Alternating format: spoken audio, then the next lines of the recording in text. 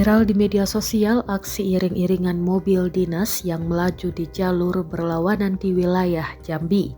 Dalam video yang diunggah oleh akun Instagram @ramaojol_id dan dilihat pada Sabtu 12 April 2025, tampak sejumlah kendaraan berplat merah melaju di jalur yang berlawanan arah. Iring-iringan itu dikawal oleh sebuah mobil milik Dinas Perhubungan atau Dishub dan melintas di jalan dua arah yang terlihat sempit dan padat kendaraan. Aksi tersebut nyaris membuat celaka dan memaksa kendaraan dari arah berlawanan untuk berhenti atau menepi. Hingga kini belum ada pernyataan resmi dari pihak terkait mengenai alasan penggunaan jalur tersebut. Warganet ramai-ramai mengkritik aksi tersebut di kolom komentar, menyebut penggunaan jalur berlawanan oleh kendaraan dinas sebagai bentuk penyalahgunaan wewenang dan contoh buruk bagi masyarakat.